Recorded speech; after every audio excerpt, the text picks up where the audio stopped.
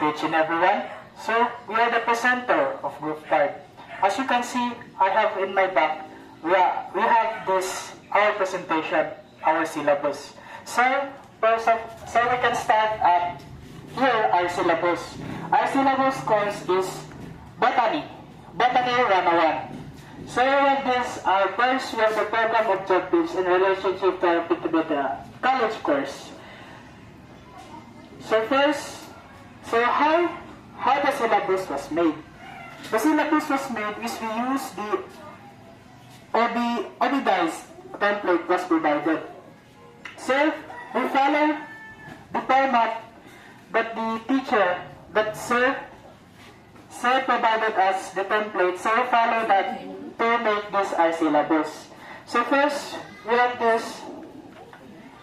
We keep the same parts like vision, mission, program objectives, course description, learning outcomes, course content, table evaluation, policies, and references. So here, as you can see, the second part is the course code, course title, course prerequisite, credit, and schedule. So the third is the description. The description here is to introduce the description, to introduce the course itself. So our course here is botany.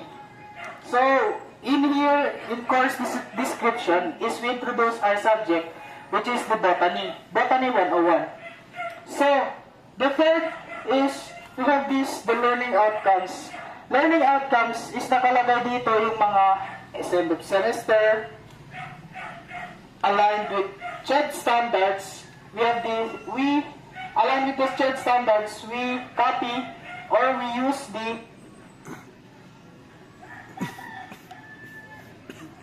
based on the CHED guidelines. So there are three units of botany. 3 course of general botany, which is 2 units for lectures, 36 hours, 1 unit of Fab Lab, which is the laboratory. That's total of 54 hours.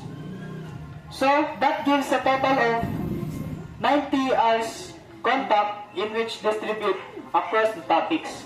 So here are the learning outcomes. So at the end of the semester, the student are expected to first is to recognize the purpose of the certification, the importance of working effectively with your supervisor, and the challenge.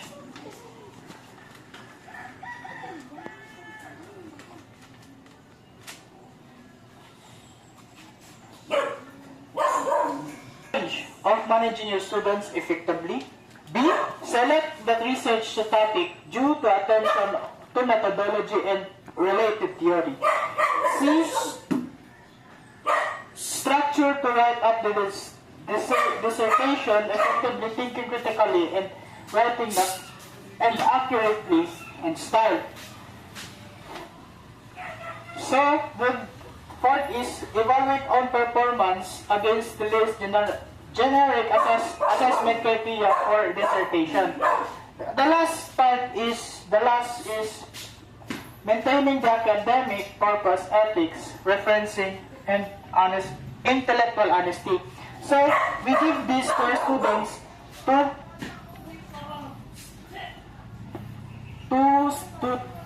take a survey for my students first. So yeah, that's all. Ano po sila? So, good afternoon once again. My name is Marcos Vigar Jr. and I will continue our topic for this afternoon, or our syllabus. So, let's continue. Let's dig into the course content. We can see here the course objectives, topics, and time attainment. Next is the desired student's learning outcome. The third is outcome-based achievement activities rather, or OBA, or also known as the teaching and learning activities. Then we can see here the evidence of outcomes, or also known as the assessment of learning outcomes. Then next is the course objectives. Then program outcomes, and lastly the values integration. So number one here is the number one topic was the introduction of botany. The topic ko are the scope, importance, and career. So the lecture is currently have a 3 hours lecture. So the three domains are, the cognitive, the psychomotor, and the affective are this. Define botany and its scope. Next is the identify the major branches of the botany. Third is the discuss the importance of plants to humans and the environment. Then lastly, the identify career opportunities in a plant science. Then we also the desired learning students outcome is the students will be able to provide the rationale behind studying plants and their significance in a ecological and economic system. Then the OBA, lecture discussed and interactive Q&A. And assessment of learning outcomes, the short quiz scored with rubrics. Then the course object is A, and program outcome is A, and values of integration is value of scientific inquiry. The next topic was the plant cell structure, plant cell, and the content are the structure, organelles, microscopy, and the duration of hours is 6 hours per lecture and 3 hours per laboratory. So the three domains are the number one is describe the structure of typical plant cell. Number two, the identify functions of major organelles. Number three, the explain the difference between plant and animal cells. Lastly, the demonstrate proper use of a compound microscope. Next is the students will be able to demonstrate the use of microscopes to the observed plant cell structure and identify their plants accurately. The OBA, Microsoft Activity and Guide Laboratory exercises rather. And assessment of learning outcomes was the laboratory report with scoring rubric. And sub-course objectives is A and B, and the program outcomes is A and B also.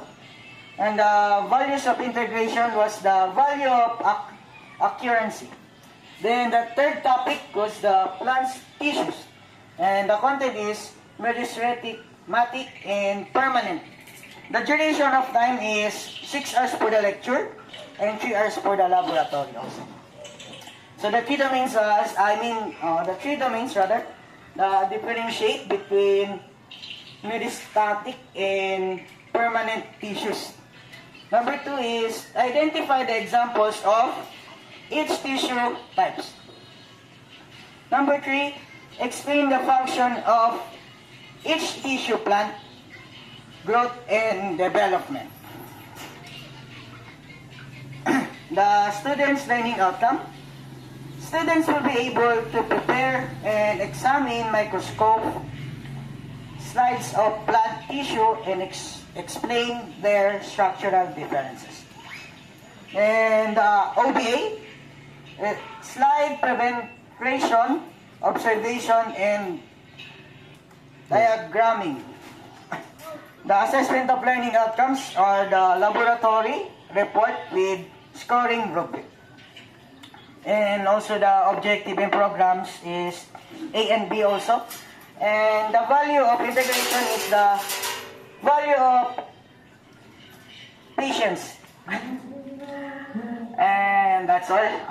For the fourth fourth to fifth, six, in fourth to sixth topic was the plant organs and the roots, system, and leaves. 6 hours for the lecture and 6 hours also for the laboratory. So the 4 domains are identify the major types of plants, roots, stem, and leaves. Number 2, explain the function of each organ. Number 3, describe internal and external structure of each organ. And lastly, conduct dissection of plants organs. Also, the student learning outcome the students will be able to distinct the diagram plants organs, explain how their structure supports and plants survival. Then the activities will be individual presentation and an interactive group discussion or IGD for following up processing. Next is dissection and organ sketching activity for their activity and assessment. And course objective and program outcomes will be same, AB and AB, and the value of integration will be value of diligence. Diligence.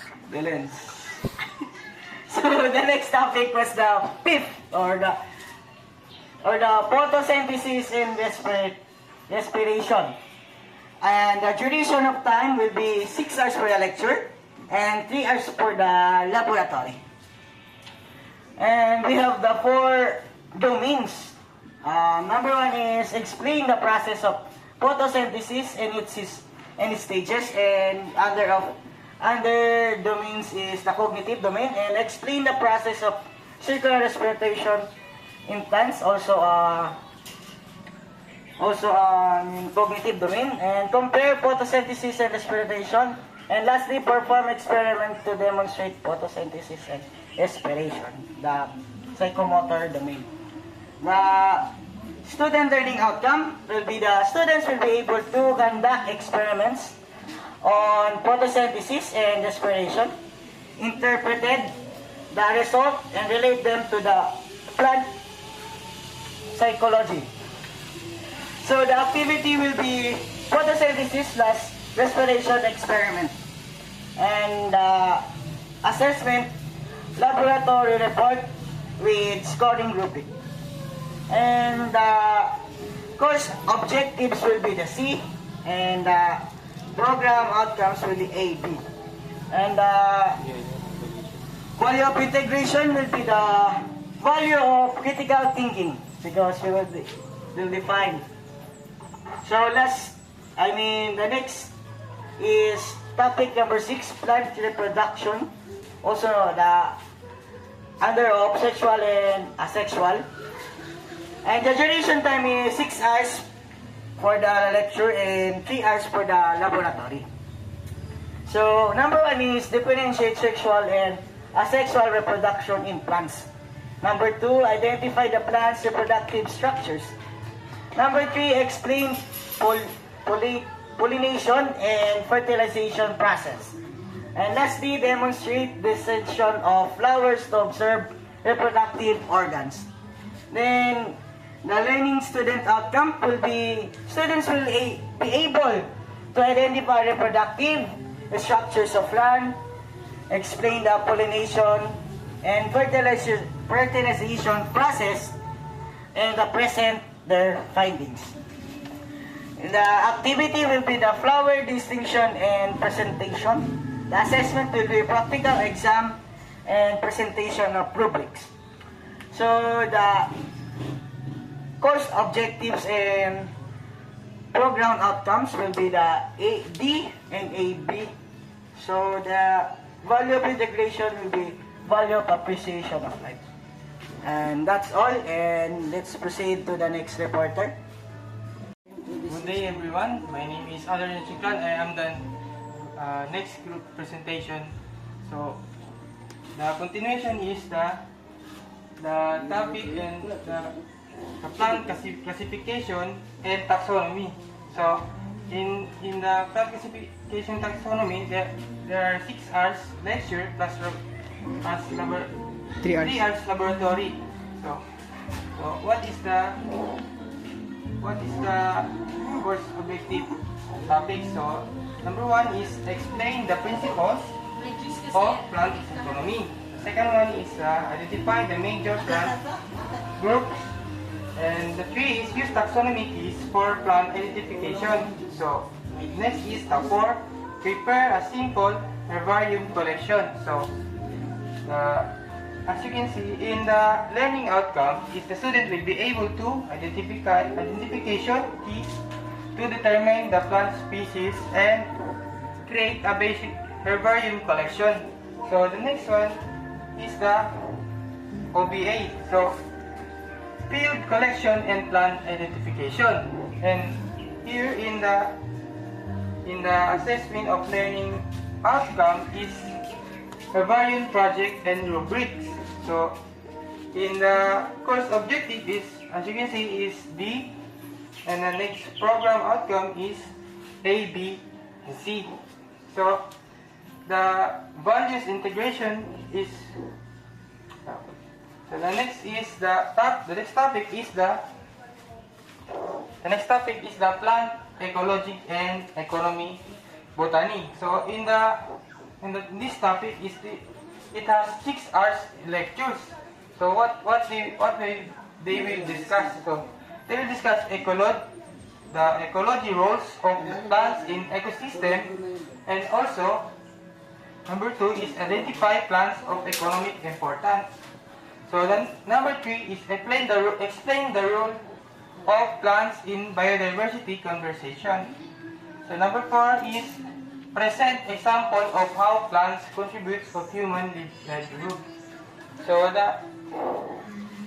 in the learning outcome, the student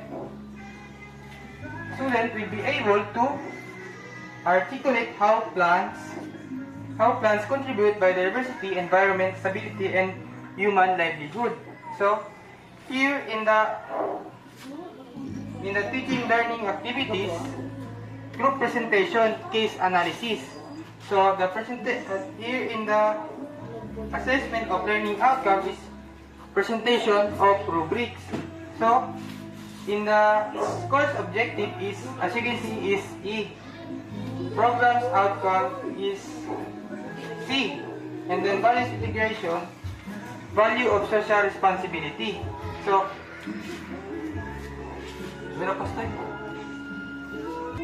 okay, that's all of total of 90 hours in every topic and in laboratory. So let's proceed to course evaluation. So midterm and grade 50%. So as you can see, is the quizzes is 20% and the laboratory reports is 25%. Practical exam is 25%. Class participation 10%, and then the midterm exam is 20%. So the final grade 50%. Same way distribution, midterm and final computation, midterm plus final divided to 2. So let's move on to the course policies. So attendance is both lecture and lab is required. Of course, attendance is must really needed in every student because it's for them to learn and to gain knowledge in every day. So the late submission will result in the point of deduction. Of course, it must really be deduction for those students who will pass late. And 3 is plagiarism and academic dishonesty are strictly prohibited. And the next one is the number 4, proper lab attire and gown gloves must be worn during laboratory. And the next one is 5, fieldwork participation mandatory excuse with valid reason. So that's all about the course policies. Let's move on into references. It will be discussed in the Joseph De Langcamon. Go. So, sir, good day. I am the last reporter. I'm going to include the references. So, saan namin ito kinuha? We have here the references.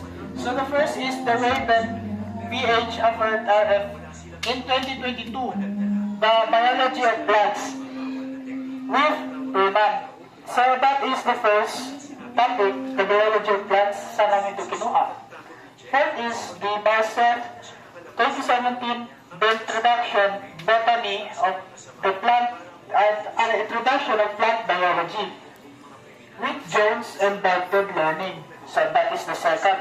The third is the Tiles L. Zyder and E. Muller Murphy in 2015, the plant physiology and development with Celler Societies. So that is the fourth one. The fifth one is the Simpson MG in 2019, plant systematics with academic press. So yun lang. And we are we are here to prepare our numbers. So we prepared here. These are our numbers, or these are the numbers we create or we team up to come up this our report, the syllabus. So that's all.